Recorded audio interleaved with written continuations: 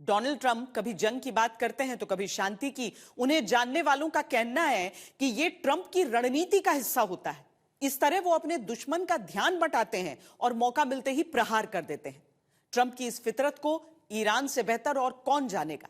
क्या यही वजह है कि ट्रंप की चुप्पी में भी एक युद्ध की नई प्रलयंकारी आहट सुनाई देती है? I tell you, we're winning so big, nobody's ever seen anything like we're doing in the Middle East with Iran.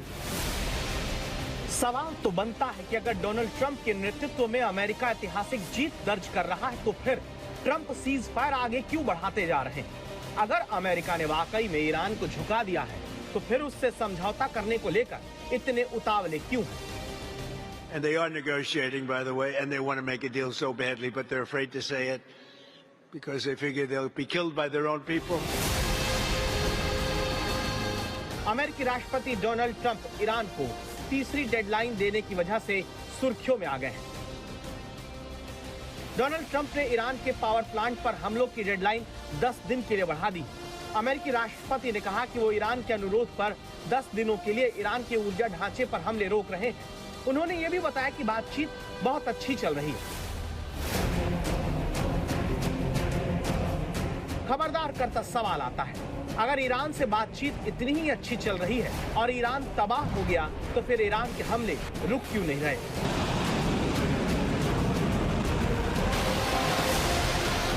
ये तस्वीर ईरान की सेना के टू प्रॉमिस 4 के 83वें चरण के हमले के ऐलान की है, जिसमें मिसाइल से ईरान ने इजरायली और अमेरिकी ठिकानों पर हमलों का दावा किया।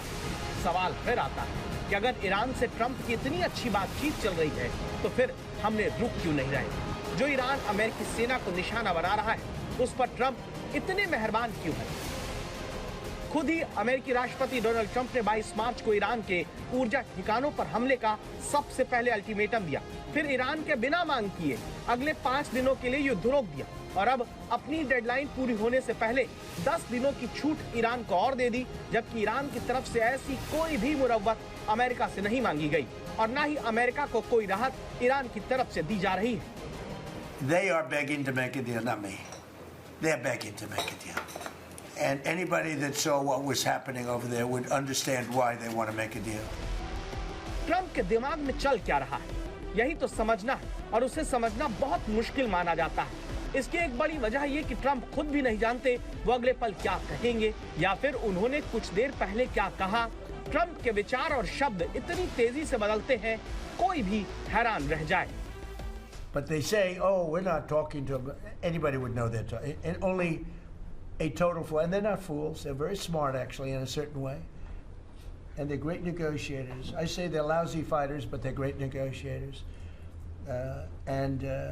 They are begging to work out a deal. तो ट्रंप जो कहते हैं उसे अगले ही पल खारिज कर देते हैं। ट्रंप को लेकर सबसे बड़ा सवाल है कि अगर ईरान की हालत पतली है तो फिर उससे बिना मांगे ही डोनाल्ड ट्रंप लगातार सीज फायर की राहत क्यों दे रहे हैं? अगर बातचीत अच्छी ही चल रही है तो फिर ईरान की घेराबंदी के लिए सैनिकों की तैनाती क्यों बढ़ा रहे हैं? इन सब का मतलब क्या है? क्या ये मजबूरी है या फिर ट्रंप के दिमाग की नई रणनीति? रणनीति भी है और मजबूरी भी है।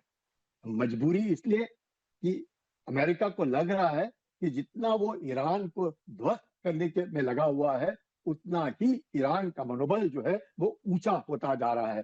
और ऐसे हालात में अगर वो ईरान पे अब हमला करेगा तो पूरे विश्व भर में जिस प्रकार से ईरान दबाव डालने की कोशिश कर रहा है, स्टेट ऑफ होर्मुज को वेपनाइज करने की कोशिश कर रहा है, तो वो एक अमेरिका मुझे लगता है समय लेने की कोशिश कर रहा है जिससे कि उस समय में वो अपनी रणनीति बना ले। डोनाल्ड ट्रंप के फैसले अमेरिका में एक बड़ा मुद्दा बनते हैं, लेकिन दुर्भाग्य ये कि उनके फैसलों का प्रभाव सिर्फ अमेरिका तक सीमित नहीं। ईरान से युद्ध लेकर उन्होंने दुनिया को हिला दिया, ऊर्जा का संकट पैदा हो गया, दुनिया को भी संदेह से भर दिया कि ट्रंप क्या कुछ बड़ा करने से पहले के लिए माहौल बना रहे हैं। रक्षा विशेषज्ञ ब्रह्मा चेलानी ने सोशल मीडिया पर पोस्ट करके लिखा है कि ट्रंप ने ईरान के बिजली और ऊर्जा ठिकानों को जानबूझकर नष्ट करने से पहले उदारता दिखाते हुए 10 दिन की अतिरिक्त मोहलत दी है, जो स्पष्ट रूप से एक युद्ध अपराध है। ये सुविधाएं जिनेवा कन्वेंशन और इसके अतिरिक्त प्रोटोकॉल के तहत स्पष्ट रूप से संरक्षित है। क्या अब दुनिया से ये उम्मीद की जाती है कि वो युद्ध अपराध को टालने की इस कार्रवाई की सराहना करे? सीज फायर से दी गई छूट किसी अन्य प्रकार के सैन्य तनाव को बढ़ाने का बहाना हो सकता है। Because they're sick people. They're really sick. They're really sinister, sick people. And if anybody thinks it was okay to have a group of people like this to have nuclear capability, nuclear weapons, and if we didn't attack with the B-2 bombers they would have had, and it was an amazing thing, but they would have a nuclear, and they would have used it without question. तो क्या Trump का cease fire बढ़ाना, Iran से बातचीत के बहाने छूट देना किसी बड़े हमले से पहले अपना पक्ष मजबूत करने की चाल है, ताकि भविष्य में जब वो ईरान पर सबसे भीषण हमला करें तो ये कह सकें कि उन्होंने तो ईरान को समझाया था, तारीख पर तारीख भी दी थी।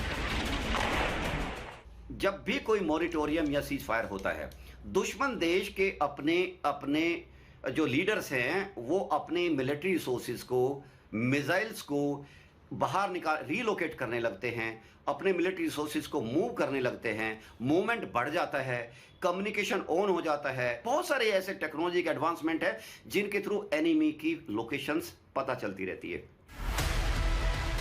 अब इसे ट्रंप का माइंड गेम कहें या फिर अमेरिका का इस जंग में गेम ओवर होने का संकेत, लेकिन ट्रंप के बोल बदल रहे हैं। जो कभी कहते हैं कि जंग 3 से 4 हफ्ते चलेगी, फिर कहा जब तक जरूरी होगा जंग लड़ेंगे। पहले कहा ईरान परमाणु बम बना रहा है, फिर कहा ईरान हमला करने वाला था। इसके बाद ट्रंप ने कहा कि ये जंग रिजीम चेंज के लिए है। अब कह रहे हैं ये जंग हॉर्मूज को खुलवाने के लिए है। समझ ही नहीं आता ट्रंप आखिर चाहते क्या है। मुझे ऐसे लगता है कि बातचीत की आड़ में अमेरिका हमला करेगा, क्योंकि जो पर्सनालिटी ट्रंप की है और जिस तरीके से उन्होंने अपना पूरे जमावड़ा धीरे धीरे करके 28 फरवरी में भी जैसे जमा किया और युद्ध छेड़ दिया, और आज भी जिस प्रकार से वो बार बार कहीं 2 दिन फिर 5 दिन और 10 दिन, अब 6 अप्रैल, तो मुझे लगता है साफ कहीं ना कहीं एक चाल है और उस चाल में ईरान को फंसाने की कोशिश है। ट्रंप अमेरिका इजराइल पर ईरान भरोसा नहीं करता, इसलिए उसकी तरफ से लगातार अपनी तैयारी पुख्ता की जाती है। अमेरिका के 10,000 सैनिकों की तैनाती के जवाब में ईरान ने 10 लाख IRGC सैनिकों की तैनाती करना शुरू कर दिया। तेहरान की तस्नीम न्यूज एजेंसी ने एक सैन्य स्रोत के हवाले से बताया कि इन सैन्य बलों को जमा कर लिया गया है और वो युद्ध के लिए तैयार है। ईरान को चाहे अमेरिकी प्रस्ताव हो या फिर ईरान की 5 सूत्रीय मांग, एक्सपर्ट का मानना है कि दोनों पक्षों के लिए उन्हें मानना करीब करीब नामुमकिन है। इसलिए इस बातचीत और सीज फायर की मियाद बढ़ाने का अंत लड़ाई में ही होगा। इस आशंका को व्हाइट हाउस के डिलीट किए गए वीडियो ने और बढ़ा दिया, क्योंकि ट्रंप कब क्या करेंगे कोई नहीं जानता।